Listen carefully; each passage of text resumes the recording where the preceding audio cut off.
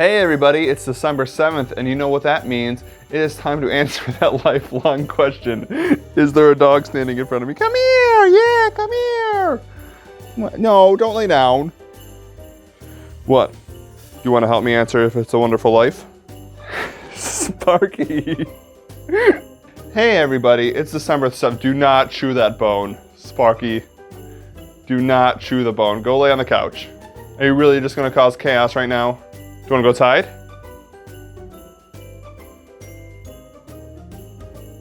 All right, so like I said in the beginning, we are answering the question today, is it a wonderful life? And for those who don't know what that means, we are covering the 1946 Frank Capra film, It's a Wonderful Life. But before we get started, I think we need to get a little bit more It's a Wonderful Life in here. So 1 second. There we go. All right, so let's talk It's a Wonderful Life. Before I start this video, I will have to say and be honest with you all, I had not seen this movie until last night.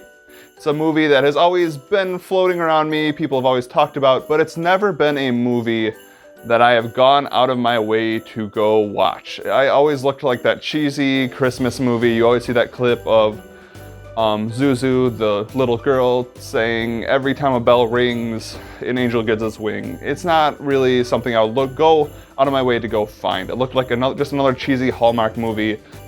I was wrong, and I will admit that right here. I was totally wrong. This film is much deeper, much more sincere, has much more heart than I actually thought about it. So let's get into the story.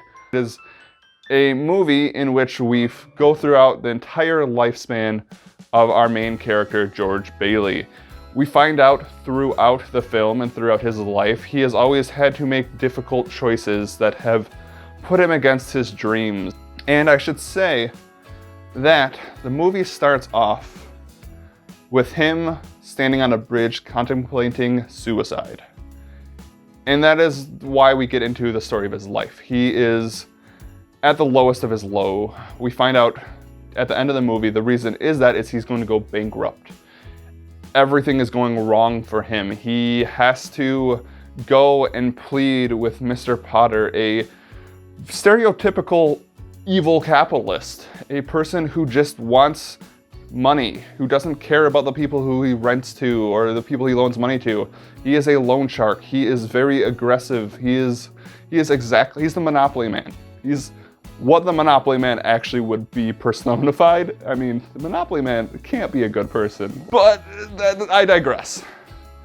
So, to shorten it, it is a story of a man who keeps doing the right thing, but in response, gets the short end of the stick.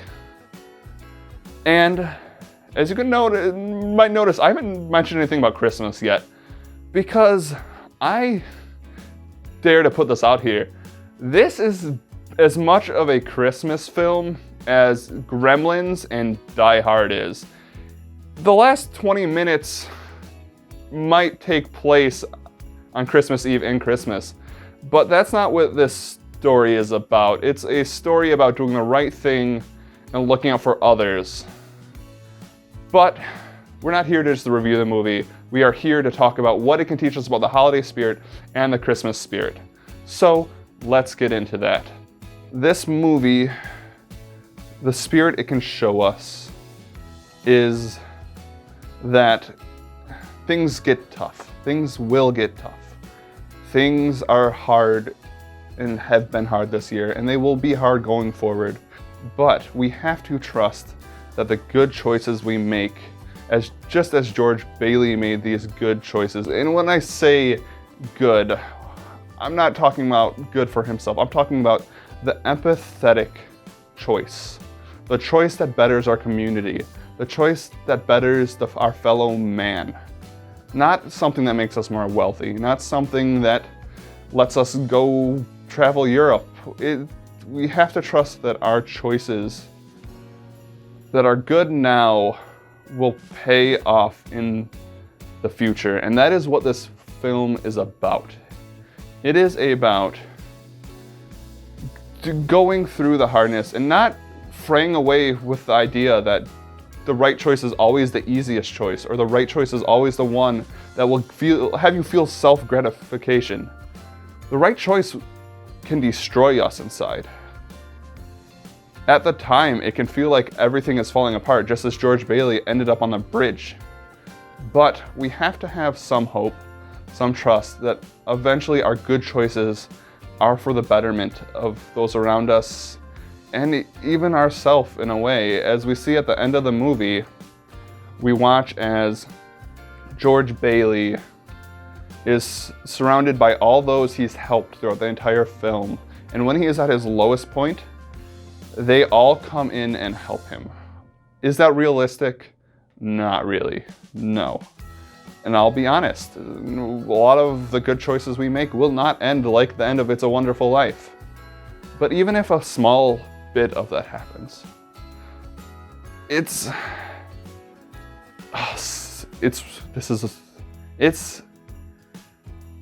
I'm talking too much.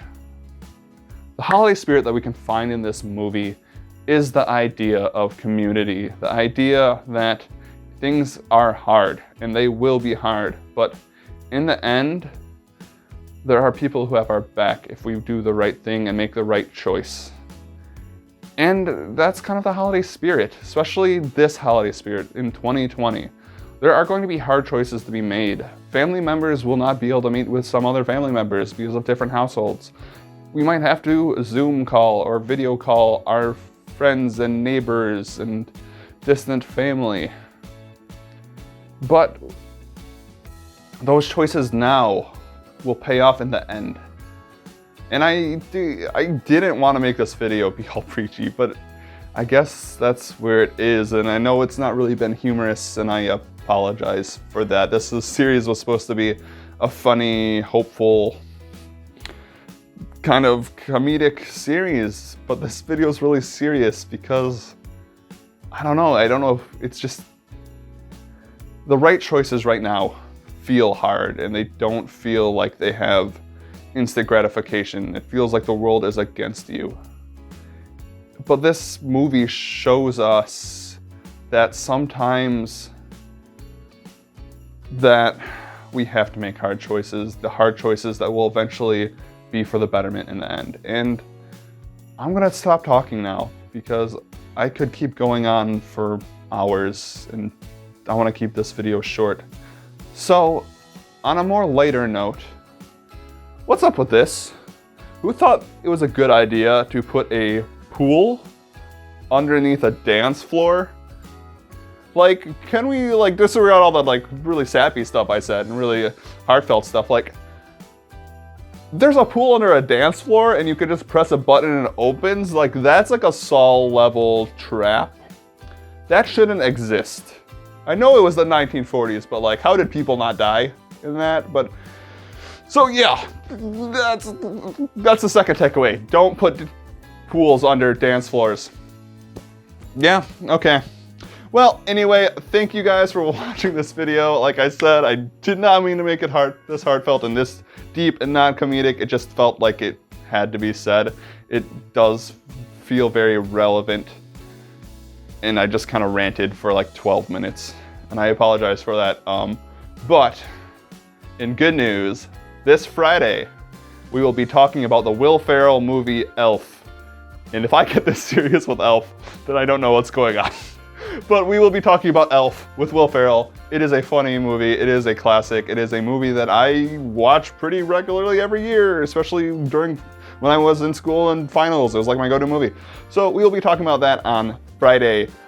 But that's it. So as I always say, and have to say pretty much if I want this channel to grow, if you like the video, like it down below, hit that thumbs up. You can also subscribe down below, where you'll get notifications when my videos are coming out. I don't only make videos about Christmas movies, I also make them of me and my friends playing games. It's called the Dummies Play Series. Maybe go check that out if you like video games. I will say it is much less it's like rated R. This is like PG-13, that series is definitely rated R. Don't go into it thinking that I'm an angel. But on that note, I'll see you guys Friday. As always, be excellent to each other. Stay safe during these strange times, and I will see you Friday. Roll that end card. Wait, I don't do end cards. Bye.